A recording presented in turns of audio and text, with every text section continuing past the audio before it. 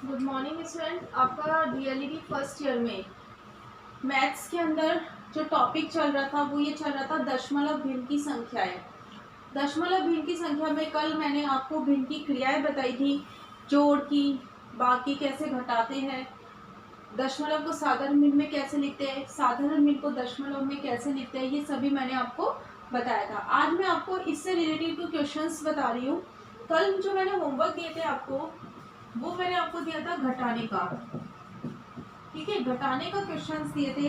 तो उसमें जो पहला नंबर का क्वेश्चन था वो आपका था 96.555 माइनस 0.225।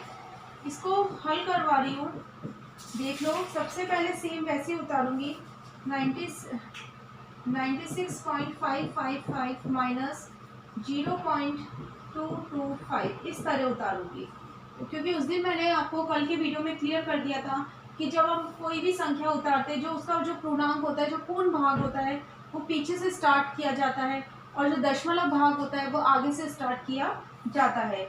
अब नॉर्मली अपन जो कैरी लेंगे, जिस तरह हम शॉर्ट आउट करेंगे पूरा का पूरा कि 5 और 5 0, 5 में से 2 गया 3, 5 में से 2 3 और 6 से 0 गया 96। तो आंसर क्या आ गया आपका 96.330, ये आपका आंसर आ गया।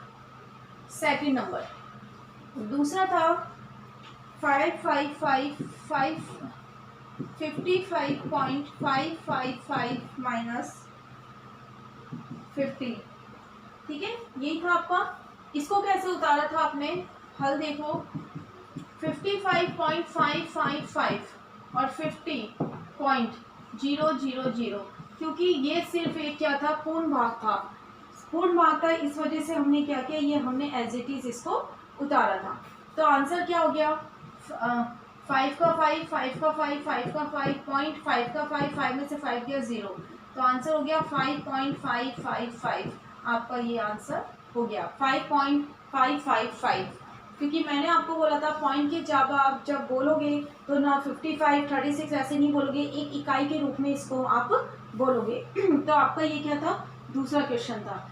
पहला हो गया, दूसरा हो गया पूर्ण। अगर पूर्ण भाग है, दशमलव भाग नहीं है, तो मैंने क्या कर दिया, 0 0 0 लगा दिया था। और फिर जैसे अपन माइनस के क्वेश्चन सॉल्व करते हैं वैसे आपको क्वेश्चन सॉल्व करना है। और आपका आंसर क्या हो गया, 5.555 आपका आंसर आ गया। अब एक थर्ड था इसी के अंदर घटाने में, वो भी देख लो आप।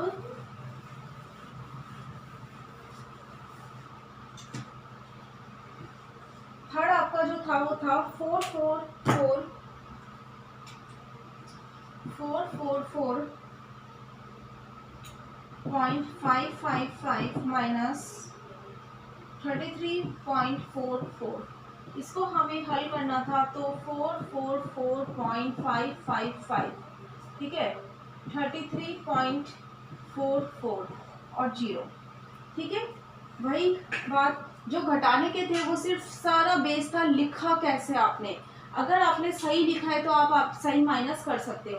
अब देखो 511 पॉइंट, ठीक है, 4 में से 3 गया 1 1 और 4, तो आंसर आपका क्या आ गया 411.115। मतलब कैसे लिखा, मैंने बोला पूर्ण भाग होगा वो हमें पीछे से लिखना है और जो दशमलव भाग होगा वो हमें आगे से लिखना है। अब आगे कुछ नहीं है तो हमने 0 लगा दिया, तो आपका आंसर आया 411.115। आपका क्या आ गया, आंसर आ गया। ये आपके घटाने के थे, कुछ भी ध्यान नहीं रखना, पूर्ण भाग और दशमलव भाग का आपको ध्यान में रखना है। ये एग्जाम में आता है इसलिए आपको लिखना आना चाहिए। लिखना अगर आपको आ गया, इसे किस स्ट्रक्चर में लिखना है तो आप प्लस माइनस मल्टीप्लाई डिवाइड सब कुछ कर सकते हो। ठीक है, अब आपका एक क्वेश्चन आता है। आज मैं आपको सिर्फ क्वेश्चन ही कराऊंगी इससे रिलेटेड, फिर कल मैं आपको नेक्स्ट टॉपिक स्टार्ट करूंगी। ठीक है, ये है निम्नलिखित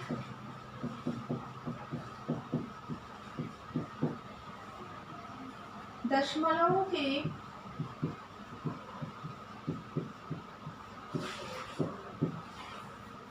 प्रत्येक समूह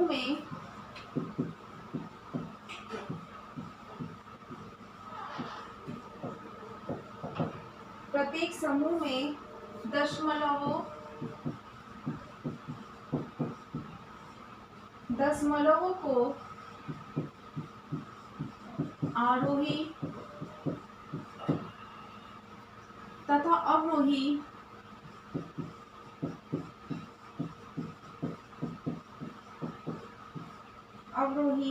क्रम में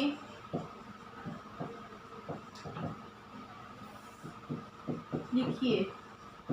ठीक है, अब देखो पहला क्वेश्चन फर्स्ट नंबर का 5.6, 5.3, 7.1 और 9.6 ये आपका क्वेश्चन है। ठीक है, अब सबसे पहले मैं इसे आरोही और अवरोही, आरोही होगा छोटे से बड़ा और अवरोही होगा बड़े से छोटा, ये आपका एक क्वेश्चन है। इसी प्रकार दूसरा क्वेश्चन 18.1, 9.25, 17.105 और 12.444 ये वाला लिखना है। ठीक है, तो ये आरोही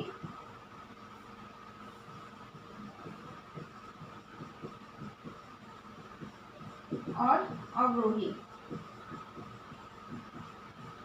अब ये कैसे करते हैं देखो, अब क्या करना है, आरोही अवरोही में लिखना है। आरोही होता है छोटे से बड़ा और अवरोही होता है बड़े से छोटा। कुछ भी नहीं करना, दशमलव में इतना कोई स्ट्रेस लेने वाली बात नहीं है। जो आपके आगे वाले अंक है उसके बिहाफ पे ही आपको सारी की सारी कैलकुलेशन करनी है। सबसे छोटा नंबर कौन सा है, 5 है। अब बात आती है, नंबर यहाँ पे भी 5 आ रहा है और यहाँ पे भी 5 आ रहा है, तो जो छोटा है 5.3, पॉइंट के बाद जो छोटी डिजिट है 5.3, तो सबसे पहले आपको क्या आ जाएगा, 5.3 आ जाएगा। तो आरोही में लिखेंगे तो 5.3, फिर आगे आपको इससे बड़ा है 5.6, तो 5.6, फिर इससे बड़ा है 7.1, तो आ गया 7.1, और फिर इससे बड़ा है 9.6, तो आपका आंसर आ गया 9.6। तो ये आपका आरोही क्रम हो गया। आरोही क्रम में लिखने के लिए आपको कुछ भी नहीं करना। आरोही क्रम में लिखने के लिए आपको क्या करना है, आगे वाली डिजिट जो आपका पूर्ण भाग होता है दशमलव का, बस वही ध्यान में रखना है।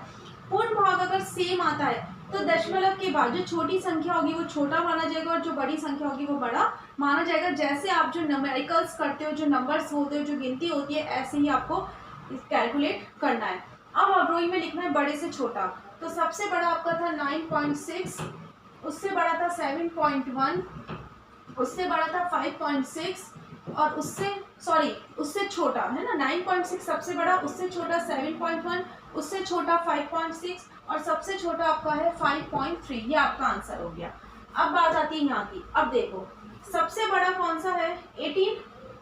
ठीक है, हमें क्या करना है, छोटे से बड़े के में लिखना है। छोटे से बड़े के में लिखेंगे तो सबसे छोटा है 9, आगे पूर्ण भाग देख लो सबके 9, तो 9.25, उससे बड़ा है उससे बड़ा है 12, तो 12.444, उससे बड़ा है 17, तो 17.105, और उससे बड़ा है 18, तो 18.1। आरोही है, छोटे से बड़े के क्रम में लिखना है, तो हमने इस तरह लिखा 9.25, 12.444 और 17.105 और 18.1। अब इसका अवरोही क्रम बड़े से छोटा, सबसे बड़ा है 18.1, फिर है 17.105, फिर है 12.444 और फिर है 9.25। ये तो ये क्या हो गया, आपके आरोही अवरोही क्रम में इस प्रकार आपका लिखा जाता है। अब आती है बात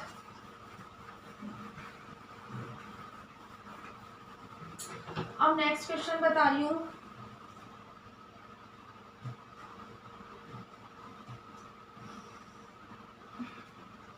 आपको ये ग्रेटर देन अथवा लेस देन लगाना है। पहला क्वेश्चन है आपका 8.75,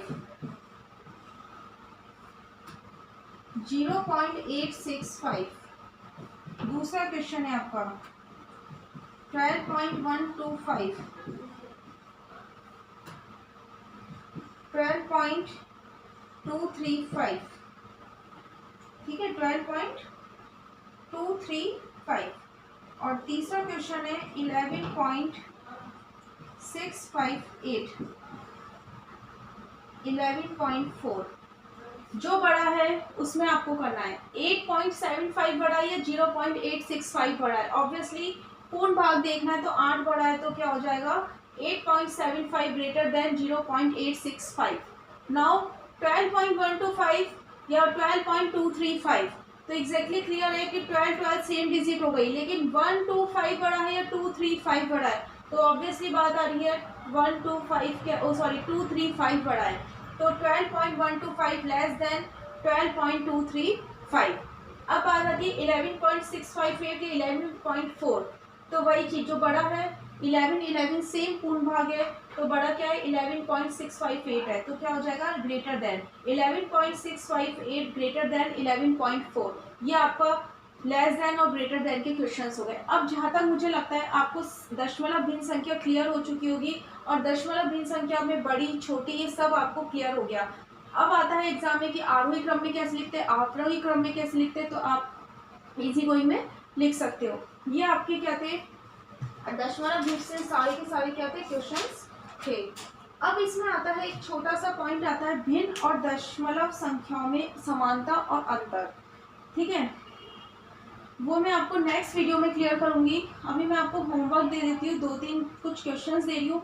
ये क्वेश्चंस बता दूंगी कैसे हल करें और समानता और असमानता डिफरेंसेस आपको बताऊंगी नेक्स्ट वीडियो में, और उसके बाद मैं आपका नया टॉपिक स्टार्ट करूंगी। तो आपका क्वेश्चन यही है, कुछ भी नहीं है, आरोही अवरोही में भी अवरोही में लिखना है।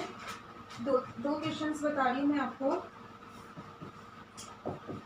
यही आपका होमवर्क है 25.25, 25.9,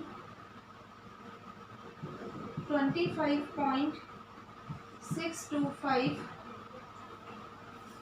25.005, 25.505। सेकेंड क्वेश्चन है आपका 98.1, 65.45, 101.16, 6, 12.999 और 6.05। ओके, ये आप अटेम्प्ट कर लेना। ये आंसर बता के मैं समानता और वो वाले बता दूंगी आपको क्या क्या डिफरेंसेस होता है भिन्न संख्या और दशमलव संख्या में। फिर आपके टॉपिक खत्म हो गया। ये ध्यान रखना एग्जाम में दशमलव भिन्न संख्या से एक क्वेश्चन 101% पूछा जाता है, तो इसके कॉन्सेप्ट आपको क्लियर रखने हैं। इसी के साथ घर पे रहिए, सुरक्षित रहिए। Thank you.